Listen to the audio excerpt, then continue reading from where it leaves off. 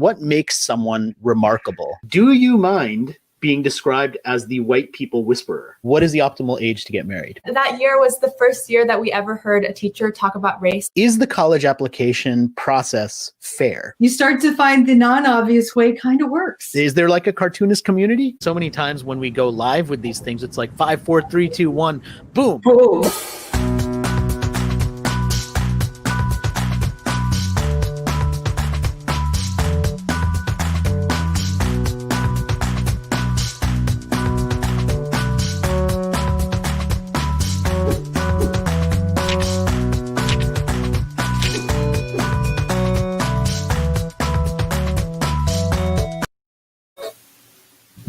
Happy Thursday, Non-Obvious Nation. We are back after a break for Thanksgiving, and I am so happy that you're back with us. And that was our brand new trailer.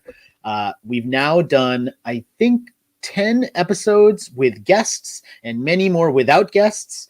And we have a recap of all of them, which is what you just watched. So thank you for joining. As usual, this is a very, very exciting week. We have an amazing guest, Ram Devineni, who's going to be talking about filmmaking and his latest project, which just launched this week. And many of you might have seen, we just announced our Non-Obvious Book Awards long list this week, which has been the product of this last several months of just reading and reading and reading and getting books sent in. It's actually pretty nice to just go into the mailbox, and every time you go in, there's just a bunch of boxes of books, and we just get to see them and open them up, and it's like a holiday gift every single day, which is such a nice part of doing this. But then we've got to go through the books, we've got to read them, we've got to give every book a chance, and now we just announced the long list. And so if you want to check out all of our chosen books for the long list, you can go to nonobviousbookawards.com/2020. And we've been doing this for the last 5 years. So every year there's a new long list, a new short list, and then 5 winners. And if you know any book awards programs, you know that many of them tend to segment books. They say, here's the best sales book, here's the best marketing book, especially when it comes to business books. And we don't do that with these awards. Instead, we choose the best books that we think are most worth reading. And then we segment them for our short list and our winners into the top 15 books, which I'll be announcing not next week, but the week after on this show. So we're going to have an awards show virtually, where we'll announce the short list of all of the winners and the 5 specific best books of the year. The most original book, the most shareable book, the most important book. We use tags like that. So if you love books, definitely check out the long list. You will find some amazing, amazing reading there. I highly recommend all of the books. And 2 weeks from now, we'll be doing the big announcement for the entire shortlist and the 5 winners. So come back and join us for that for sure. Let's talk about some non-obvious stories before we get to our amazing guest this week. And one of the stories that captured my attention this week was all about retail, because we just came through Black Friday and a time when everybody was going shopping for things. And usually what we talk about when it comes to e-commerce is how sophisticated the big players are getting. I mean, Amazon knows everything about you. They can tailor their recommendations because they can afford it, right? But it always seemed to me a little unfair, because what about the small retailers? What about the ones who have kind of an e-commerce shop that aren't able to do that? And this week, I found a couple of stories that offered hope for the small guy. One was Adobe creating an entire visual recommendation engine based on their e-commerce platform that's open to anybody, any e-commerce site. And another was a winery tool for wine labels to be augmented. So now you could use the app to augment the story about the wine that you're about to purchase. And it was another way for wineries of any size to compete and just give more of a background into why you might want to buy a certain wine. And all of these tools, I think, are making it more democratic for small retailers to use some of these big technology, big data technologies, big tools. And I think that's just a great thing. I mean, it's beautiful for the consumer and for them. If you're looking for a pretty quirky holiday gift, I think I might have found a great candidate for you this week. There's a company called Artisan Dice out of Texas that makes dice out of unique, exotic materials. And perhaps their most exotic material is dice made from human bone called Memento Mori dice. Now, before we go too morbid on it, what they don't do is create dice out of the remains of a loved one or anything like that. They actually use skeletons that are discarded from medical school. But it doesn't get more unique than this, and maybe perhaps kind of creepy too. But if you're into creepy holiday gifts, like, this might be the ideal choice for you. So you might want to check that out. Another story this week that I read was from my friend Charles Duhigg, who's an amazing investigative journalist. And he wrote a long read, #long read, but totally worth your time, in the New Yorker, talking about the impact of venture capitalists on our economy in many negative ways, and why a company like WeWork could have such a bubble of valuation and then crash so hard, and what causes that. So if you've ever looked at these kind of billion-dollar valuations of these unicorns and wondered, like, how do they get so much money invested when they lose money every day? It doesn't make sense. Well, this article will help you kind of figure out why that happens and perhaps explain it a little bit. So totally worth your time. As usual, we're going to put the links to all of the stories that I mentioned in the show notes here, so you can easily click to them. And if you get my weekly email newsletter, you've already got the links in your email. So definitely subscribe for that if you prefer to read some of these stories to get more detail. Another story this week was from the Zeno Group, and it was a research around millennials and this generation of millennials that are increasingly being disrupted in many ways. And they called them Generation Disrupted. And I thought it was a great report. Again, totally worth a read if you do any work in the millennial sense, or you're just interested in that category. And finally, the story that kind of got me thinking this week in a positive way about everything that's been happening over the past year, and now here we are in December, was this piece of research from a Harvard study that essentially interviewed fathers about the pandemic and found that almost 70% of them felt like they had more deeply connected with their children because of the pandemic, because they were staying home, because they were being more involved. They were staying they were just part of the family instead of being that stereotypical stay at work dad who's kind of stuck whether he wants to or not, working all the time. And so that was just a great sense of hope, because like, I usually stay home. I mean, I work from home, but I can imagine how having people do that more frequently would cause this sort of shift and cause this sort of change. And I think that's a great thing. So again, if you want to get these stories in your email inbox every Thursday, subscribe to the Non-Obvious Insights newsletter, which is where many of these stories come from. And you can read and dig deeper into any one of those stories. And now I am very, very excited to bring into the show our special guest for this week, filmmaker and documentarian Ram Devineni. You are augmented, my friend.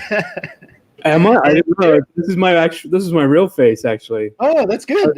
You must have difficulty walking down the street, but for shows like this, it's perfect. It's That's perfect. true.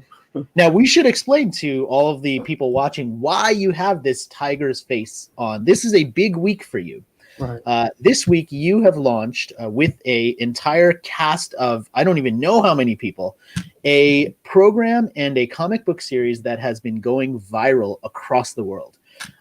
Priya Shakti was the original version, and now you have Priya's Mask, which is a comic book and a short film that is now out talking about helping kids to understand what's happening with the COVID-19 pandemic, to help them support their communities, and to just put a little bit of perspective around what's been happening in the world. And so this has been taking off, and I would love for you to just share a little bit about the project, first of all, and what an exciting week it's been. Just take people inside it and maybe tell them a little bit about your augmented face. Sure.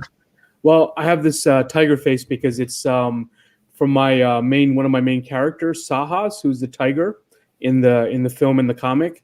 And riding the tiger is her friend, Priya. Priya is India's first female superhero. She's a survivor of gender-based violence. And now she's back in her 4th chapter focused on the COVID-19 pandemic. And in particular, about the disinformation that's being propagated on social media, online, everywhere else. And to really get focused on the children and the emotional toll it's having on them, especially the children of healthcare workers. As you probably know, Rohit, a lot of these children are Indian Americans, are Indians, because their parents are doctors, and a lot of them had to go into the hospital working relentless hours to take care of other people. And I think the kids have to understand that their courage their parents are putting into this is something that they should be strong and be very supportive about. But the comic book also deals with one of our characters, Meena, who's a little girl, and her mom is a nurse in India, in Delhi, and she goes into the hospital, and she's Meena's alone at home with and her dad's working, and she's trying to understand her emotions, trying to understand what's happening, and it's something that a lot of kids don't really have a good way of talking about or sharing with. Yeah, so before we go any further, I'd like to show people a short trailer, which I think we have ready to go, of the story, just so they have a little context and they can kind of see it. So let's run that trailer now, and then we'll come back to the conversation. Don't be afraid. I am Priya, your friend, and this is Sahas. Why are you sad, Meena? I miss my friends. I have no one to tell my feelings to. Come on, let's go on a journey. Have you ever been on a flying tiger?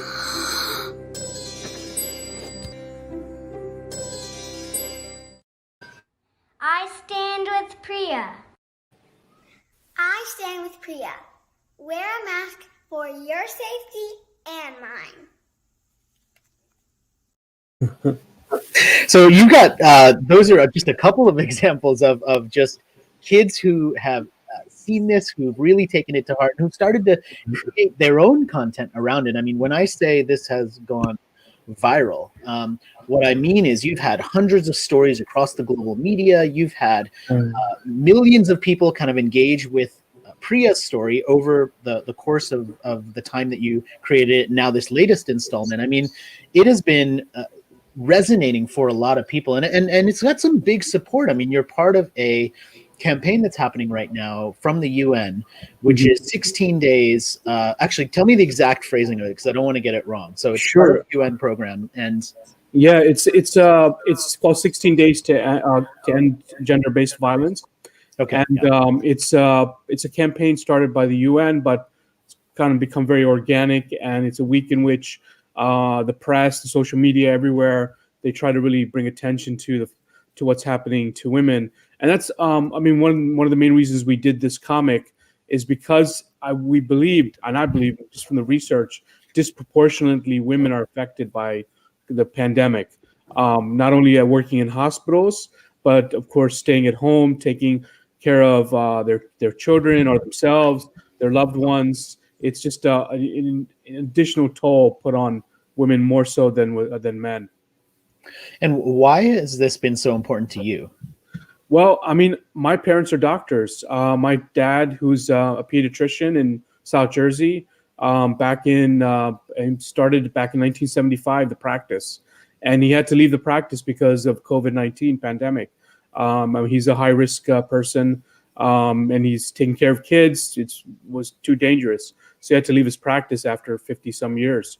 And then, of course, his friends who are also Indian Americans, doctors who came in back in the 70s and started their practices. One of them died in the South because of COVID-19. Watched the funeral on Zoom. Others have also faced the toll of the virus. This all back in the early spring when it started taking off. So it's and our producers who are in India are also experiencing this in the past and as we speak now. I mean, all of our team are basically quarantining at home for the last since the beginning of the pandemic, and we've been working through Zoom and all these other internal networks just to get this project done. Yeah, and you are really no stranger to taking on difficult topics. I mean, the creation of Priya herself as a character kind of came out of a topic that a lot of times people don't think that we should address with kids, which is sexual violence. And I remember I first encountered it back in, I think, 2015, and I actually wrote about it in the 2017 version of Non-Obvious, my trend book. And what was interesting for me at the time was it really fit into this broader trend of something that I called fierce femininity, the way that we were portraying women as not being the princesses locked in the tower waiting to be rescued, but rather the ones who were kind of kicking ass themselves Right. and doing it for themselves. And you really kind of captured that cultural zeitgeist when you first created this. And over that time, you've continually gone into topics that people might consider difficult or even controversial. I mean, I know with the latest version of Priya, and the latest series, like she's teaming up with a Pakistani superhero, and so now you're bringing India and Pakistan together, which is perhaps the most political thing anyone could do. So, talk a little bit about the courage that it takes, perhaps, to tell those types of stories when you know that there will be people who are either, angry about it or maybe just don't get it. Yeah, I mean, luckily we haven't had any backlash politically or even on social media, because I think the motivations are very clear. And then also very important, and this is a process that I think I really honed in on for my documentary filmmaking experience, is I spent enormous amount of time and with a variety of people to research and to talk to survivors, especially the first 3 comics, where I spoke with survivors of gang rape for the first one, and then the second one, which dealt with acid attacks, spoke and involved acid attack survivors in India, Colombia, and other countries. And in this, the third one, which is called Priya and the Lost Girls, which dealt with sex trafficking, we worked with a great NGO called Up Women Worldwide. They're based out of Kolkata, and we spent an enormous amount of time researching and talking to women in the brothels in Sonagachi. So there's intense amount of research that's put into it. And a lot of the people and the women that are involved in the project, who are the subjects, become the advocates as well. As you can see, many of them protesting in Delhi right there. So that was very critical. And I think that's a very unique approach to storytelling, a mixing documentary with comic visuals. I mean, the beauty of comics is, and I cannot recommend the format. It's just a beautiful format. The beauty of comics is it's very subversive. I mean, it's a beautiful format, beautiful to look at. You want to obtain it, hold it. But if you can do it right, you can deal with some really complex stories and characters in it and bring people through the visuals, but get them leaving thinking about something else. Yeah, and I think one of the things that's happened that I found very interesting is that I think we used to think about media maybe 10 years ago, maybe even longer ago, as segmented into this is for kids, this is for adults. Right. And I think with your project and so many others, we're really seeing a crossing of those boundaries to say, look, this is maybe simple and visual and animated, but that doesn't mean it's only for kids. Right. And so maybe you could just talk about the thinking that goes behind when you're putting something like this together. Are you thinking, I'm making this for kids, or are you thinking I'm making this for humans, including kids? Well, I mean, when I first started the first comic back in 2013, I did a lot of market research. I mean, quote unquote, a market research. It was more or less doing surveys and going to India, to Delhi, Mumbai, going into Sonagachi and other places, and basically sharing the story ideas, getting feedback, especially from young kids. I mean, not young being, I would say middle school to high school students, and really getting their input into the comic, the story, the artwork, and some of the AR, which we had preliminary stuff. And overall, enormous positive feedback. And then when we launched the first comic book, Priya Shakti, which went viral, there was definitely a response among kids, but we realized the shift was more towards teenagers because of the subject matter, and even some groups, demographic groups that we didn't even imagine, from like feminist and to academics and so on. I mean, these are kind of the things you start learning as you sort of develop the project and release it, and you really never know until it's finally out there. You can do as much market research in advance, but eventually, once you launch it, that's when you get the real input back. And then, so the next 2 chapters, we still were dealing with some heavy topics, so we decided to focus on teenagers. And this also comes from the distribution. So we do it digitally, we do also physical comics, but we try to launch them at Comic Cons, at festivals, places where we can reach teenagers. Our goal eventually, of course, is to go into schools, but that's more complicated. Now, with this last comic, Priya's Mask, we've done a shift in the focus, because the first three dealt with sexual violence, but this one was more about the pandemic and its effect on children and also healthcare workers. So we made this artwork much softer, much more approachable. Priya is still very fierce and dynamic, but I think the subject matter itself lended to a much softer style to reach that audience. Yeah, and one thing you've done throughout, and I think in particular you really did with Priya's Mask, is you looked at telling the story in many different formats, many different channels. And I think that in the industry, there's this terminology around transmedia storytelling, which I don't love the phrasing of that. It's kind of confusing. But maybe you could talk a little bit about the intent behind these different types of formats. Like when you create something that is augmented reality, are you thinking in your head, I mean, to put my marketer hat on, like, this is for this segment. Like, these people will engage with it in this way. These people will engage with it in a comic book format. These people will watch the video. How do you think about putting those pieces together? Yeah, I mean, I agree to an extent that different demographics kind of approach the thing in different ways. Like but in general, I found this kind of very emerging thing, especially through our website and people downloading it. I mean, let me give you an example of the AR. You have to kind of know, I mean, when we launched it 2014. So it was like 2 years before Apple had AR on their phones. So you had to actually know about AR. You had to know how to install the app. You had to know how to use it, what conceptually it was. That, when you're a kid, you're not really, especially with emerging technologies, aware of those kind of things. So obviously that was more like older audiences for that. But now, all these things kind of sort of merge together. Like the reason why we did an animated film for this one is the comic book itself has a limited reach, meaning there's only so many people that will read a children's book or a comic book. But when you put a film on YouTube, an animated film, it could go viral. It could reach hundreds of millions of people. I mean, look at that video, Baby Shark, that's massively viral. You know what I'm saying? That's the way of getting an animation out to a bigger and broader audience that only a comic book can reach. I mean, I always tell people more people watch the Marvel and DC films than they actually read the Marvel and DC comic books. So that, you have to kind of figure this out and kind of work with it. Yeah, and one of the things that you talked about was going to Comic-Con, getting in front of influencers to some degree, and you have some pretty amazing influencers involved in the project itself as voices. Some very, very well-known Bollywood actors. Hollywood is getting involved as well. Talk a little bit about some of the cast behind this and just the experience of getting them on board and how that worked. Yeah, I mean, it was a total dream team, and amazing that such talented actors can come on board, and everyone doing it remotely. I mean, we did not go into a studio. We did not physically ever meet each other. I have not met any of them.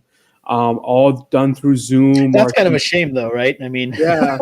I mean, there's a travel ban. I can't go to India, so there's no way I could work with most of them. So I think all of them came on board because they loved the project, and our producers in India knew them very well, Tanvi and Indrani, and Rosanna. I knew her through our NGO partner Up Me Up. So there was a mutual kind of collaboration between everyone involved, and they were very excited because also the commitment was very, very little in terms of you're not on a set for 6 months doing this, or even for days doing voiceover for animation. It's a short film, so the commitment was very little, but the impact and what they perceived as the impact would be very large.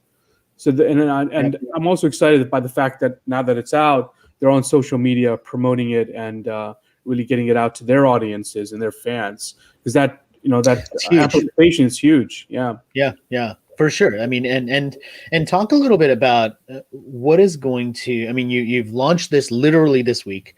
You've got all these amazing people behind it. Priya as a character and as a series has just been kind of taking off since the moment when you first introduced it. What do you think is going to be next for her, for the storyline? I mean, how are you taking this to the next level? Can you give us a sneak peek into what's coming? Well, I mean, doing this animation was a total dream. I would never have imagined when I first started this project that we would do an animated film. Partially because I'm being a filmmaker, I know the expense of doing something like this and the commitment and time. But we pulled this off. Literally, we started in August and now it's December, right? So literally in 3 months, we did an animated film, a comic book with AR, global release, everywhere during a pandemic, and we did it all from our apartments, our homes. So I know this can be done, and it can be done in a very cost-effective way where you can have maximum impact. That I felt is very important, and I hope we can continue producing more either short animated films or, our dream is to do a series, but I know the amount of work and time and commitment that has. So if any one of your audience members are producers at a big TV station and are excited about it, give me a call. I'll put they may very well be. It is an amazing audience. We call it the Non-Obvious Nation, but they've jumped in to so many different projects we've had, and you never know. So you should definitely count on at least everyone who's watching here to help amplify this message. I mean, I think it's such an amazing story. It's such a beautiful project. It's something that I've been reading and watching and kind of observing for many years. And so I'm so thankful to you for taking some time to take us behind the scenes and to talk about this latest iteration, which is just so exciting and ambitious and wonderful. So thank you for taking that time. I really appreciate that, and I appreciate you. No, thank you. And namaste from Sahas. Thank you. All right. So there you have it. Filmmaker, documentarian, and creator of Priya, the India's first superheroine, Ram Devineni. Thank you so much. For everyone who's watching, once again, thank you for tuning in to the Non-Obvious Insight Show. I'm your host, Rohit Bhargava, and every week on Thursday, we talk about a new fascinating topic. We share non-obvious stories, and we talk about how to think just a little bit more non-obviously. We'll see you again next week. Thanks for joining. Have a great rest of your week.